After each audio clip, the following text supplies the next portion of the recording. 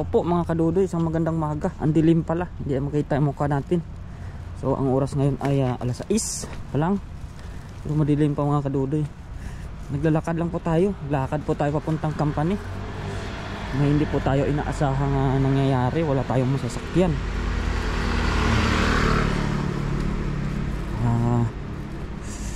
Kaya po ako na busy nung nakaraang araw kasi may nasikaso ako. May problema yung ating sasakyan. Kaya ngayon pasok ako. Inagahan ko na lang, maglakad-lakad na lang ako. Medyo malamig nga kadodo. So madilim pa po. Alas 6. Madilim pa, inagahan ko na lang ng lakad para kuan mamaya. Yan. Tayo lang natin makatawid tayo. Yan.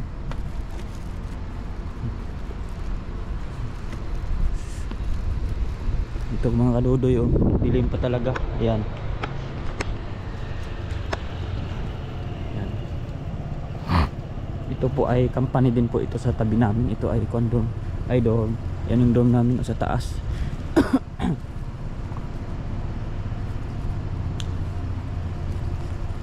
Medyo naubo po tayo. May lamig pa na kaunti. Dahil may yelo pa po yung bundok ngayon.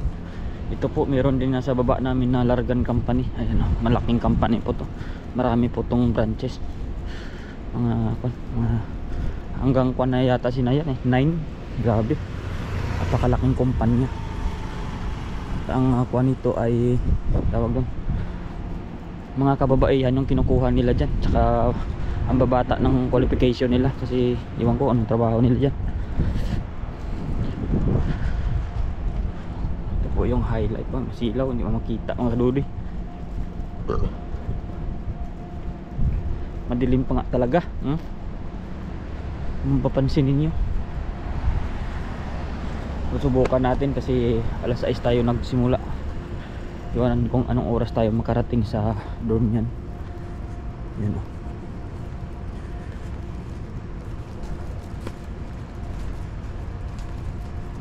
Yung mga kalsada dito mga kadudoy, marami na rin dito kuan, mga ginagawa-gawang mga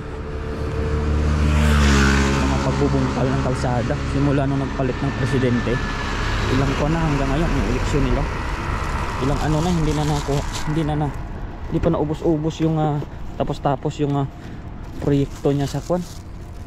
Proyekto niya sa mga kalsada dito. Ang dami niya pang mga pinagagawa-gawa. Ayun, kislap-kislap pa dun sa dulo kasi hindi pa tapos yung pinagagawa niya. Grabe yung mga dito kadudoy. May nakaabang na tubig kung sakasakaling may ano dito sa kalsada. Talagang may nag-aabang talaga na kuha ng bumbero ba. Dugtungan nila ng hose. Ito mga kadudoy, bago lang din itong building na ito. Pinatayo, hindi naman sobrang bago pero wala pang 5 years yan kasi ginagawa pa lang yan nung bago ako rito. Sa mga kadudoy, meron akong bahay ng ganyan dito, no? Para hindi na kumungupahan. Ayan, kahit barong lang ng ganyan, makakatulog ka na yan eh. Kahit yung mga abandonadong van na lang. Malatagan ka lang ba ng higaan mo sa gabi, tapos ayun, may CR ka lang, okay na, mahaligo ka lang.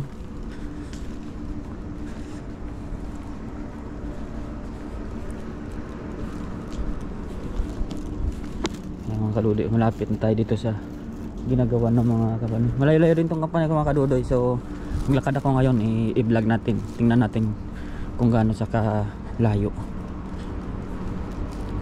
Pero wala to mga kadudoy, pang sa nagbubundok tayo, halos 2 hours natin ang lakad.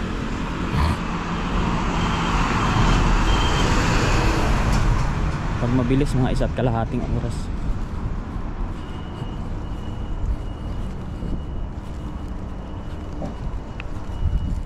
Mabilis lang man dito kasi patag lang naman, masarap na maglakad.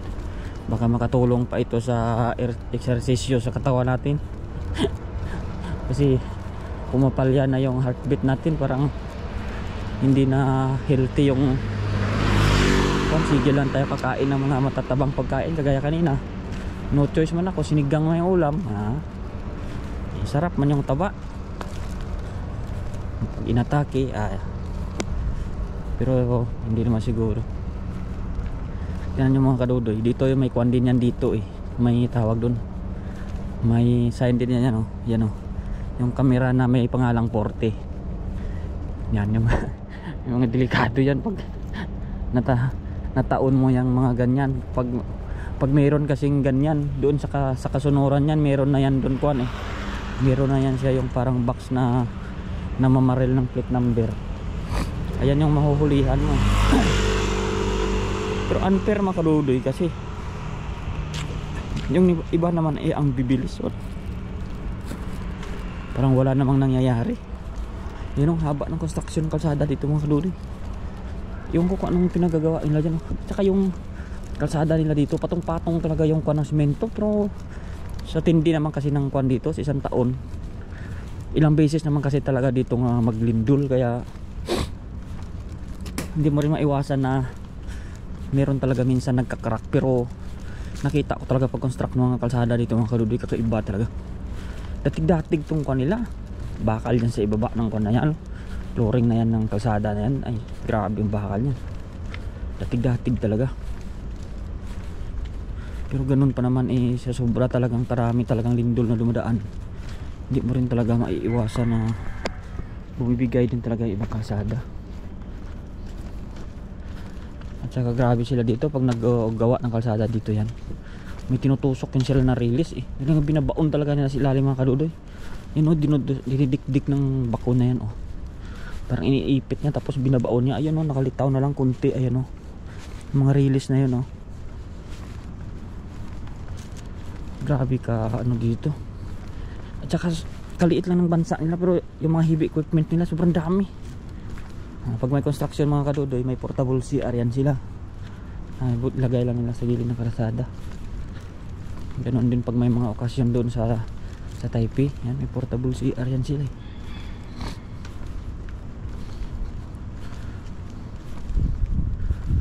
yan. Ang haba ng pinapagawa nila, pero ang dilim pa talaga mga kadudoy talaga.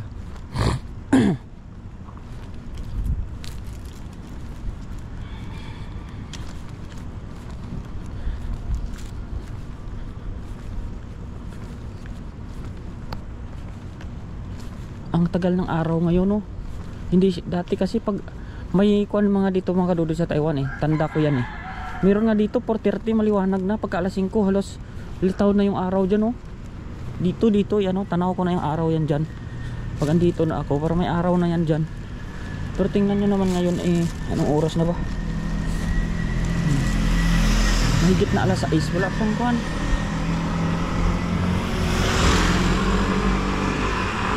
Wala pa talagang balak sumikat yung araw.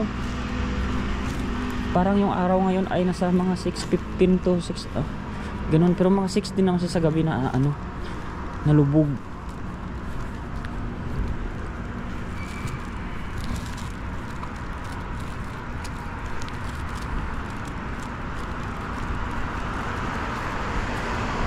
Maganda lang mga kadudoy maglakad sa company namin papunta kasi pababa. Pero pag yung pauwi ka nito tapos pagod ka na sa trabaho, maglakad ka pa, naku po, parang masasabi mo talaga na makasakay na nga lang.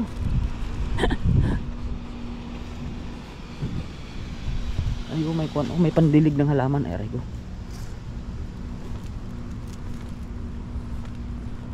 yan,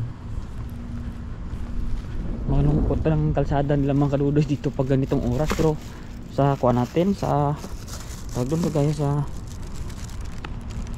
lugar natin, ako pag ganitong oras kuha na yung kalsada,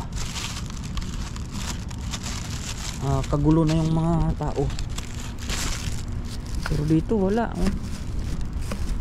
mamaya pa talaga yan sila dito mga kadudoy. Nga sa tabi tingnan mo may ginagawa na naman sila dito. Siguro bubungkalin din naman nila dito yan sa kabilang kalsada. Yung kung ano talagang pinag-aayos nila sa mga kanila, drainage siguro inaayos niyan.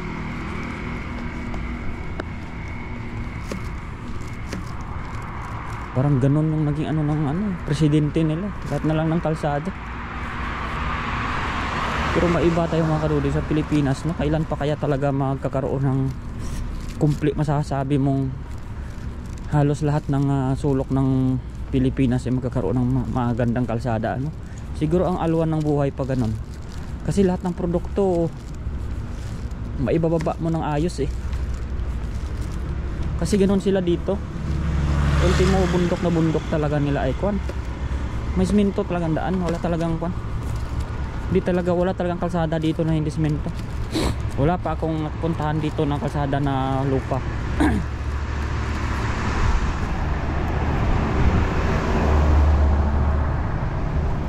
Basta ginawa nila ng daanan yan, automatic yan, nakasemento yan talaga. Kung hindi semento na ganito, concrete, asfalto. Pero wala ka talagang madadaanan dito na as in na putikan, mga kalsada na saan saan papunta. Wala, ultimong kabundukan nila, wala talagang kalsadang ganun. Hindi sila nagkakaroon ng may e-bike mga kadudoy, oh. Tambak din sa tabi, oh. Sira na siguro to. Ayan, oh. Niliran niya na lang dyan. Basta niya na lang iniwan.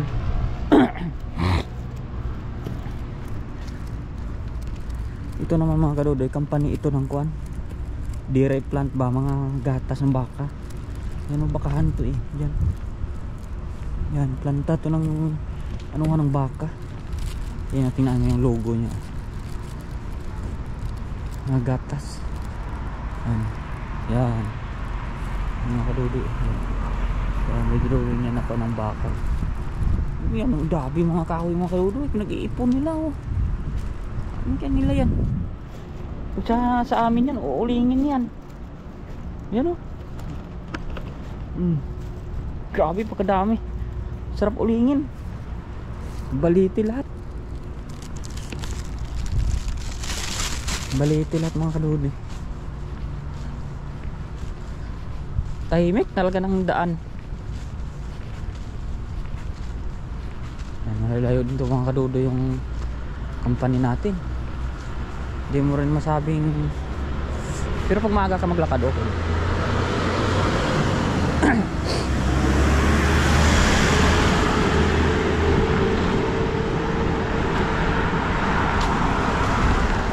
Kasi si Pipoy nilalakad niya rin to araw-araw eh. Kasi wala rin naman kasi yung sasakyan ng motor.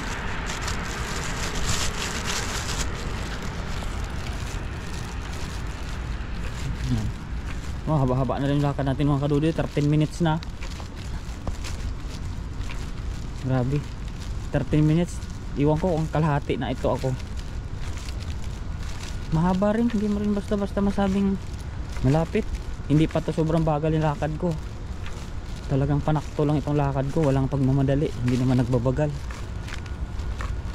Pero inabot na ng 13 minutes.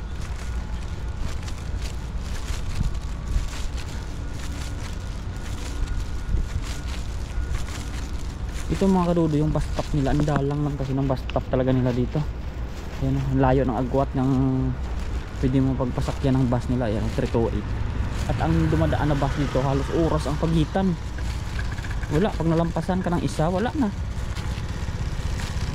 At hindi ka na rin makakasakay. Kaya dapat dito talaga alerto ka talaga sa ako. Lahat ng tao dito mga kadudo, tanda nila yung tanda nila yung anong oras sila aabang ng sasakyan. Hindi man gagaya sa Pinas kasi na basta ka lang dyan sa kalsada ka na eh, makakasakay ka. Ayan mga kadudoy, maliwaliwanag na konti.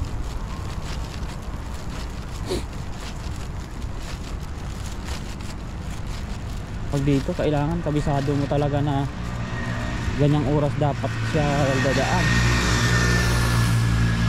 At saka yung mga bus dito kasi pag sinabing ganong oras, nalilate lang yan. Mataas na yung 3 minutes, 5 minutes eh. Pinanayan ka mahaba, pero kadalasan talaga, sakto talaga yan.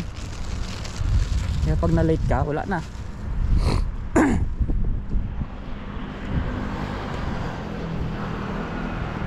Kaya mga kadudoy, papasok na tayo dito sa kalyeng dire-diretso lang ito.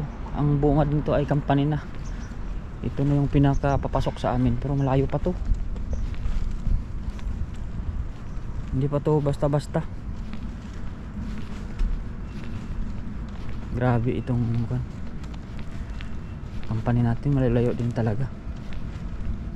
Kaya kailangan talaga may sakyan din talaga. Wala inabutan tayo ng kaunting kamalasan mga kadudoy. Alam niyo nangyari talaga yan. Kung matatandaan niyo dati sa mga unang mga nakasubaybay ng video ko, yung motor ko talaga yon ay si Gray. Yung una-una ko talaga siyang motor na pinapangisda. Nangyari noon, nung nag-start ako mag-vlog last year, March, nagkaroon ako ng March ng huli dyan sa pinapangisdaan namin is 2 beses yung huli ko. 2 beses yung aking huli doon sa isdaan. Sa isang buwan lang yun, 2 na agad. March. Pagka April, mga kadudoy, may huli na naman ako. Pagka April, may huli na naman ako. 3 na. Noong May, naku po, may huli na naman. Pang-4 na. At ang masama pa doon, ang laki nung huli ko na yon, 12,000 NT sa pera ng Taiwan. Doon na highlights yung motor ko sa LTO kasi ang laki ng violation niya. Ngayon, nung binayaran ko sa opisina, sinabihan ako na mag-conduct ako ng seminar kasi kukumpiskahin yung plaka ko. Ngayon naman, nag-seminar ako ng August. Na-schedule nila ako ng August ng seminar. After ko mag-seminar noon, sabi ng dapat kasi makumpiska yung plaka ko, diba? Pero binigyan ako ng opsyon, mag-seminar muna ako.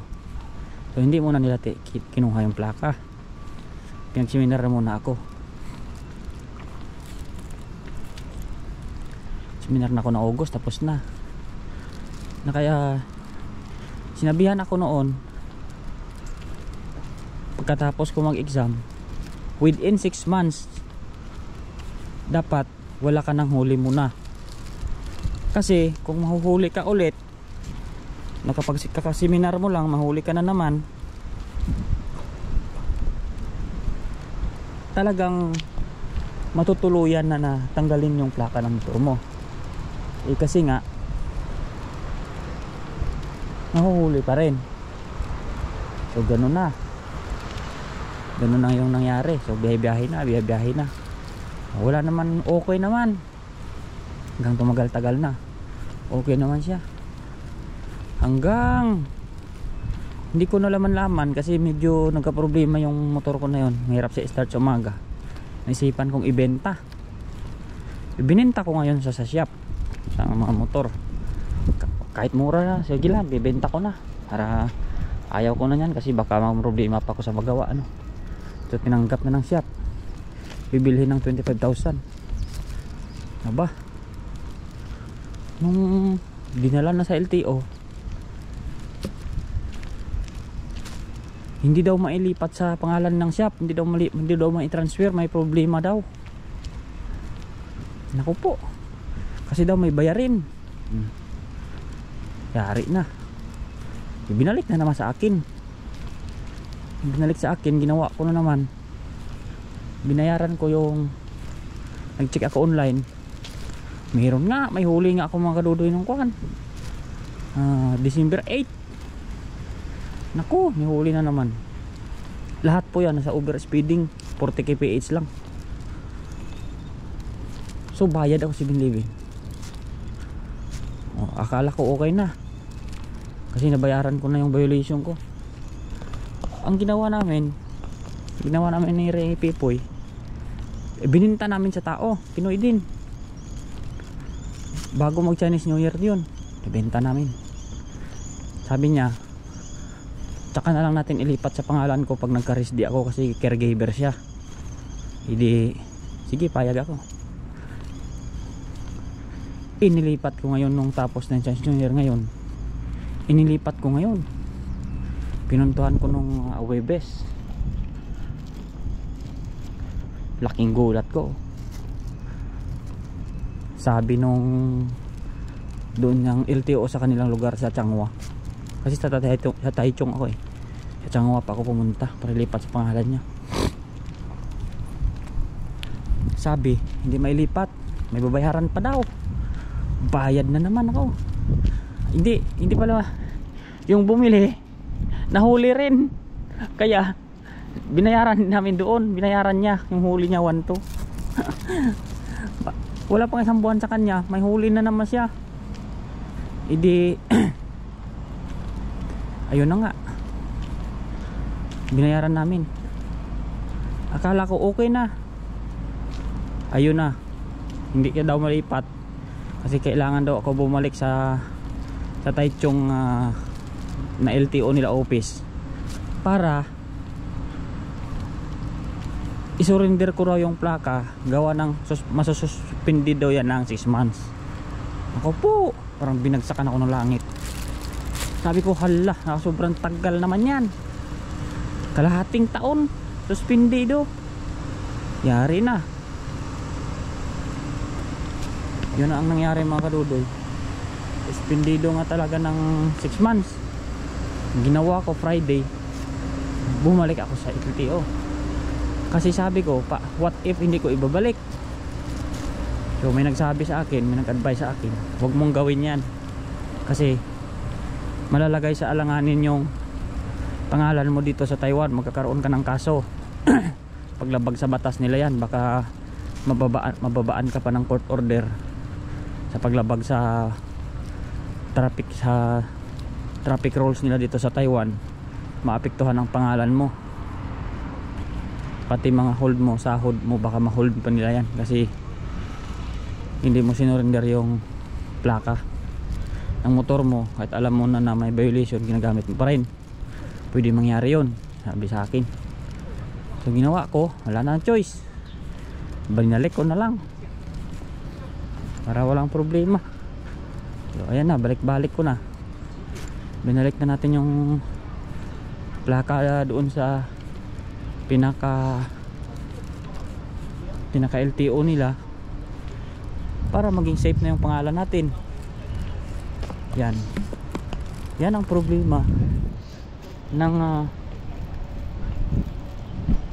motor natin, kasi hindi na natin siya magagamit sa loob ng 6 na buwan. So, hindi natin alam kung dito pa ako sa Taiwan yan. Kung papauwiin ako, I think yun na lang yun. Ang gagawin ko nun, ipakuan ko na lang yung katawan yan, ipatawag dun, parts out ko na lang yan kay Pipoy. Bebenta yung mga parts ng motor. Chap na ba, yun ang mga ginagawa dito. Pag mga hindi na mababawi ng may-ari yung motor sa sa LTO, hindi na nababawi yung plaka kasi nga minsan nauwi o sa anumang kadahilanan, ang ginagawa, pinapaparts out na lang yung motor para kahit papaano may benta pa rin ng mura. Kasi may mga naman yan, marami naman mga spare parts dyan na kailangan. Ganun mga kadudoy. So antabayan na lang ninyo kung anong mga maging kasunod na mangyayari, kung magkaroon ba kami ni Pipoy ng service para sa pangingisda namin. Ito mga kadudoy, bagong bago itong company na ito, largan din ito. Yan, yung kabilaan, nagawa pa yung kabila. Ito naman, bago po ito, ang gaganda. Pero bukas na ito mga kadudoy, may empleyado na ito. Kailan lang ito ginawa, ang bilis nila. Nung naglindol ng malakas, kasagsagan to ng ginagawa nila, pero matibay rin. Ayan o, largan din ito mga kadudoy. Grabe itong company lang largan, ang laki. Ang laking kumpanya talaga. Ito pala sa isang building nila. Lahat ng building nila mga kadudoy, ang laki. Pero itong Largan, sa pagkakaalam ko, mahal din ang bayad nila sa dormitory na ito. Although maganda yung pasahod. Grabe. Grabe mga karudoy. Alam nyo dati yung nagpa-part time pa ako sa kuhan, sa construction din. Kapit patalim din dati, pandemic. Yung poste nila na yan, kung gaano kalaki yan. Manipis na lang yung semento yan mga karudoy. Halos bakal talaga yan. Dikit-dikit talaga anong bakal yan. Ang lalaki pa. Grabe yung ano ng bakal yan. Ayan mga kababayan natin, oh. Tuking-tuking na sila, oh. Kasama yung mga babae at lalaki. Naku, nagkasundo na sila agad bago pa lang sa trabaho. Siguraduhin nyo lang, single kayo nyan. Mamaya kawawa yung inyong mga ano doon sa Pinas. Happy na kayo dito. Yan mga karudoy, time check tayo. Naku po mga karudoy, inaabot na tayo ng 26 minutes sa paglalakad. Pero andun pa yung ating company sa pinakadulo. Yung mga karudoy ng ating company doon sa pinakadulo.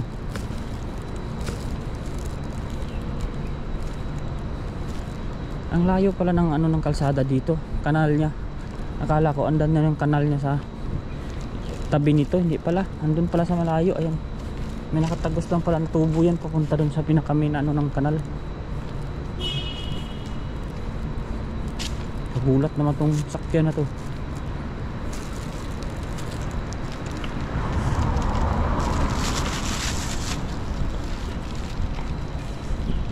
May gwardiya.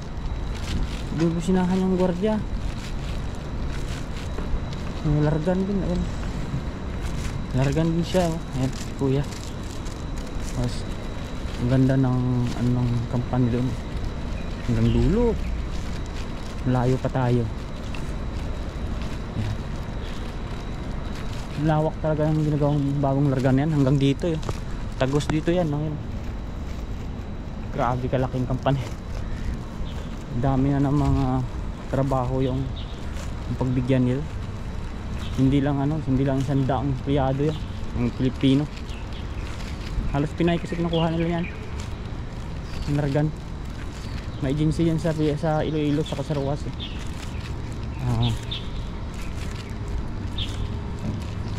7,100 islands ba yun? Ang ganun.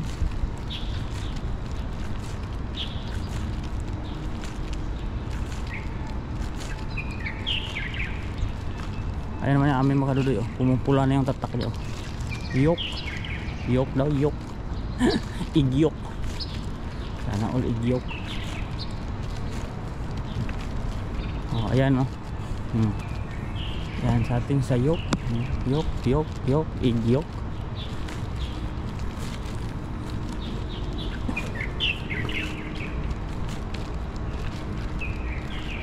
Minutes. Sakto nga mga kadudoy. Sabi ko nga, mga saktong paglalakad mo lang, mga abutin ka dito sa company namin 30 minutes talaga.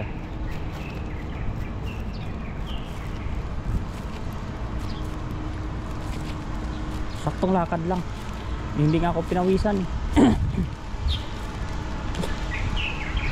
Ayun, andyan naman yung department ko mga kadudoy sa taas, andyan yan. Dito ako sa last building, eh. Yan yung company natin mga kadudoy. Simula na dito, company na namin yan, hanggang doon sa dulo, hanggang doon sa pinakalas, sa pinakadulo-dulo amin na yan. Yan, oh. Yan yung ating company, hanggang doon yan sa kaduluduluhan. Dito ako sa dulo, doon ako magta time in sa isang dulo, babalik pa. Ayan, grabe, mahaba na tong company namin, hanggang doon yan, eh. Kasi sabi nila dati mga kadudoy, maliit lang to, lumaki lang talaga, ng lumaki din ito siya. Ibig sabihin yung mayaman na, yung mayaman yung may-ari. Tsaka meron na rin kaming ibang kuwan nito, ibang tawag dun, extension ba, building, dalawa. Meron sa Changhua, saka meron dito sa SRL.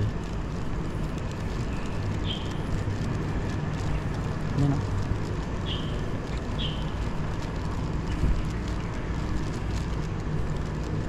Ayan mga kadudoy, abangan na lang nyo yung mga susunod na ganap namin ni Pipoy, kung kami ba ay kaya pang mangisda o hindi. Wala kaming service, o abangan na lang ninyo. Ayan o.